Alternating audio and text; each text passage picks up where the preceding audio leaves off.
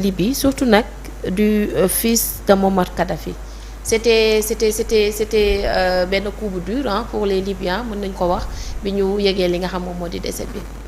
waaw la Libye mu nekkoon benn force bu doon gérer équilibre dans le Sahel ak toute l'Afrique taf l'Afrique du Nord ak Afrique ouest bi su Kadhafi presque def na 40 ans au pouvoir wala mu ëpp ko tuuti.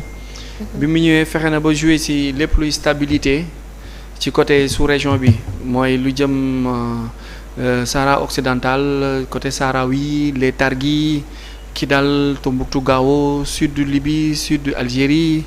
problème mu Maroc bi ak Algérie ak Maroc ak Mauritanie ak Maroc ak Sénégal bi sur le partage de cette zone là. yooyu yëpp la force libyenne moo amoon doole bu nga xamante ni da ko doon imposer à partir de son pétrole. mu nekkoon benn menace pour l'Occident. Kadhafi commencé woon di gagner benn popularité ak benn force mu ñëw di waxu monnaie unique. en Afrique te africain du tudd monnaie bi. mu ñëw def satellite africain. mu ñëw wax ci lu jëm ci télé africaine mu ñëw pour dagg lépp luy chaîne mooy discours am bu historique boobu mu defoon ONU mu doon wax our land Africa is our land l'Afrique est notre terre. nous avons l'obligation de la valoriser de la rendre plus belle voilà ainsi de suite. on n'a pas le droit de laisser d'autres venir la récupérer wala voilà ainsi de suite. Ça a commencé à déranger parce qu'il commençait à porter un discours panafricaniste comme les Sankara.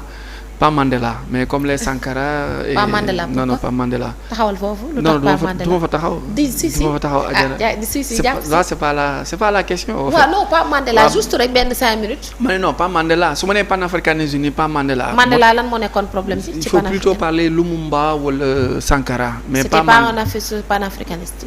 non moom kii la woon acteur de paix la woon bokkul ak ñee ay globaliste la woon quoi. moo tax ma ni pas Mandela. donc pas Mandela quoi. voilà pas Mandela pas Gandhi mais plutôt Sankara. Lumumba wala Kadhafi donc moom Kadhafi boobu noonu amoon benn pouvoir. demoon ba mujj gi pétrole am bi commencé nekkoon benn force libyens yi dootuñu jënd. lekk ak naan carburant.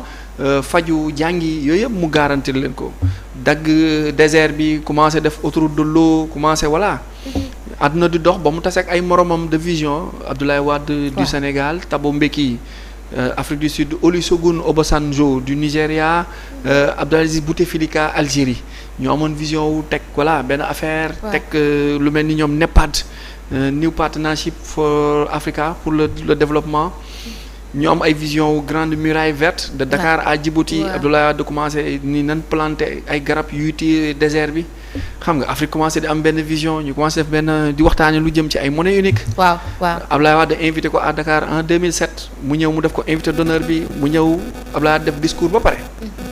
Abdoulaye Wade mi jiite Sénégal def discours ba pare Kadhafi def discours ci kawam Abdoulaye Wade daal di changer protocole bi complet xam nga loolu c'est pas du respect ça se fait pas. mënoo ñëw nekk gan ba pare di yeewi bëy mais fekk na boobu lu ñu waxtaanee la ñoom suñu biir ni ko tey de Afrique bu doon état yow la ñuy choisir.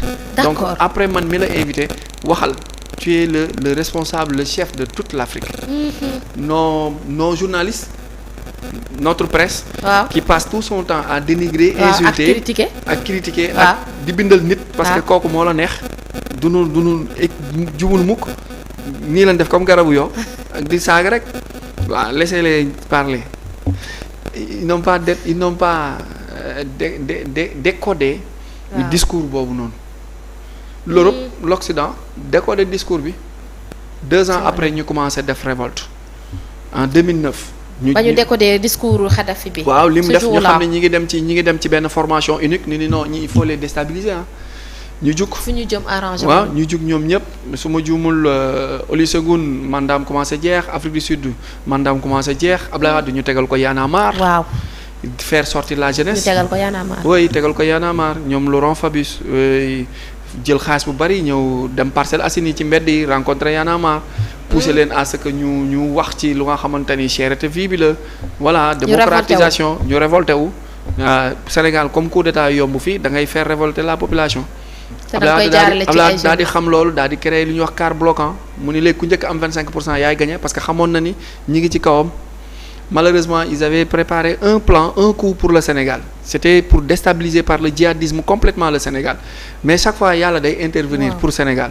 Sénégal naree tàkk rek yàlla day mel ni lu pousse daay bi mu dal Mali en 2012 2011 2010 Mali moo tàkk Amady Toumani Touré perte le pouvoir Sénégal dara xew fi élection am tranquillement Macky Sall gagné Youssou Ndour créé benn parti tuddee ko fekkee ma ci boole ça veut dire que bokk naa ci waxtaan bi damay cëru moo tax Abdoulaye Wade jubawuloo moom dëgg la léegi Wade boobu noonu comprendre l'enjeu Kadhafi dem am coopération ak collaboration ak Sarkozy Kadhafi financé ko ci xaalis brut en devise nii xaalis bu bari mu financé campagne yu Sarkozy mu def fraude xaalis bu bari parce que du yoon waaw mais mu am lu mu ko promettre woon stabilité organisation Kadhafi respecté parole am jox Sarkozy xaalis mais Sarkozy en retour respecté wul parole am Kadhafi demandé audience demandé visite officielle Sarkozy autorisé ko mu ne ko mais cette fois-ci du ma loger ci biir hôtel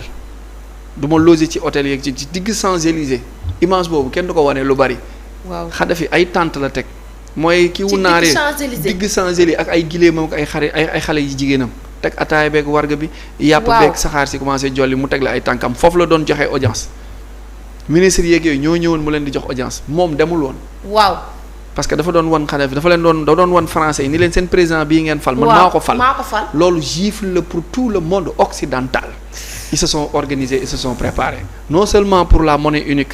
ak l'unité africaine mais pour loolu mu def France ak Champs-Élysées. parce que dafa leen affronté. ñu jug ci moom 2009 2011 3 ans de combat on l'efface. ñu diri que dans les rues de Benghazi. Complètement il perd.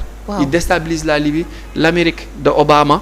qui est le plus mesquin de tous les présidents américains. Obama mais bu Epstein bi génnee dinañ ko tëj kaso. te dootul génn te dossier Epstein bi. du ma ci wax du ma ci waxagum. mais dinañ ko tëj kaso. buñ ko fusillé wul sax. parce que après lii nii dossier bii nii Adjara. dossier boobu dinañ ci ñëw. nañu taxaw ci lii dossier boobu dañ ciy taxaw. non du pour tey. si du pour tey. dama boole ko ci sama thème yi. du pour tey après li ci ñëw lan laa doon waxati sax. waaw.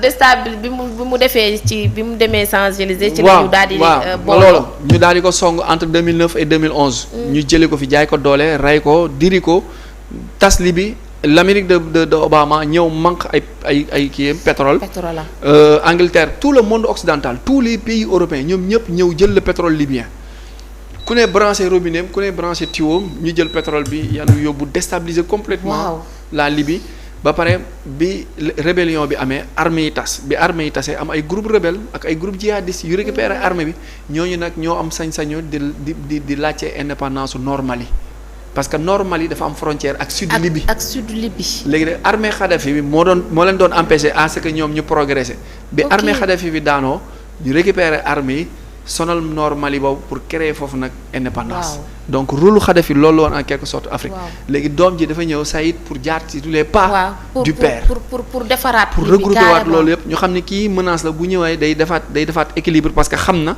fekke na gis na bu ñëwee day delluwaat buum bi ci booy bi ba pare il comparait pas woonoon ko pour mu bokk far ci ñoom accepté wul far ci ñoom mais on l'assassine après mu jeex on passe à autre chose léegi la Libye sera complètement déstabilisée encore pour 40 ans encore c'est fini pour la Libye c'est fini moom moo nekkoon seen chance oui moo nekkoon chance africain c'est fini maintenant beneen chance Afrique xam nga kan la Sénégal avec qui je sais pas avec qui je dirais pas avec Diomaye ou avec Sonko parce que yaa rek xam mais Sénégal mooy prochaine chance de l'envol du continent africain ou la chute du continent africain on part l'Afrique part avec nous on tombe l'Afrique tombera avec nous seul nous ñoo mën a sauver l'Afrique c'est pas l'Égypte le grand pharaon c'est pas le royaume chérifien le Maroc qui va bientôt être secoué par des problèmes internes c'est pas l'Afrique du Sud